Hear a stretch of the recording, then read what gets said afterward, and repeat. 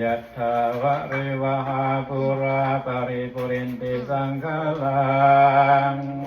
นังคิเห็นน้อมยังสมุทรสาครให้บริบูรณ์ได้สันใดเอวเมวะอิโตทินังเปตานังอุปกัปปติทันทีท่านอุทิศให้แล้วในวันนี้ยานสำเร็จประโยชน์แก่ผู้ที่ละโลกนี้ไปแล้วได้สันนานมีสิตังปฏิตังตุมหังขออิทธาผลที่ท่านปรารถนาแล้วตั้งใจแล้วคิปะเมวะสมเมสันตุจงสำเร็จโดยสัพพลันสัพเพปุเรนตุสังกปาขอความดำริทั้งปวงจงเต็มที่จันโทปนารโสยธาเหมือนพระจันทร์ในวันเพ็ญมานิโสติลาโสยธาเหมือนแก้วมณีอันสว่างสวัยควรยินดีสัพพิติโยวิวัชชันตุความจำให้ทั้งปวงจงพินาศไปสัพพะโรโควินาศสันตุโรคทั้งปวงของท่านจงหายมาเตภวัฏวันตารายโยอันตรายอย่าได้มีแก่ท่านสุขีทีคายุโกภาวะท่านจงเป็นผู้มีความสุขมีอายุยืนอภิวาทนาสิริสนิจังมุตตะปัจจายโน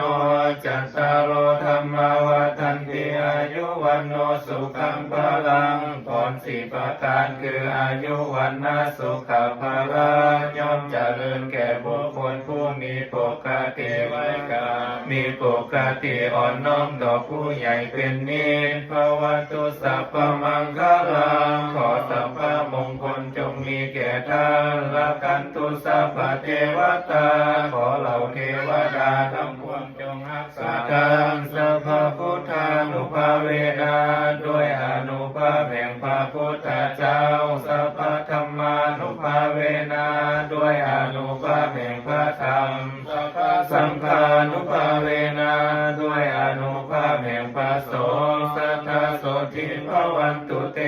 ขอความสบายดีทั้งหลายจงมีแก่ท่านทุกเมื่อเถิ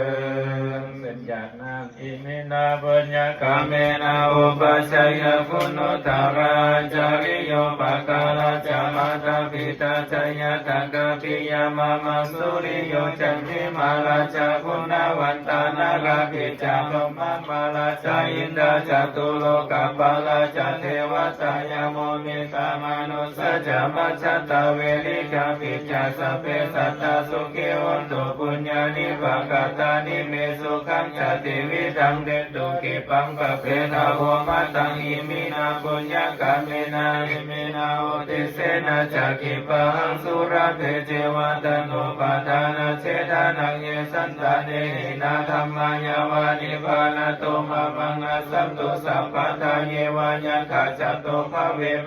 อุจุติตังสติปัญญาสันเลโกยามินามาลาลาพันตุโนกัสสังกตุนจาวิเยสุเมพุทธาทิปาวะโลนาโตธัมโมนาโตวารุตตโมนาโตปัจเจกามุตโตจะสังโฆนาโตตาโลมังมังเทโสตัมมานุภาเวนะมาโลกัสสะมาพันตุมังกัมปัตตาจานิโสกาปยาปัตตาจานิพยาโสกาปัตตาจานิโสกาหุนตุสัพเพเมปะอิโนเอตวัตจะอัมเปสัมปะตังปุญญสัมปะทังสัพเพเทวานุโมทันสัพเพสัตตาเวลาหุนตุสัพเพสัตตาพยาปัจจาหุนตุสัพเพสัตตานิคาหุนตุสัพเพสัตตาสุขีอัตตนังปริหารันตุสุขีสุขี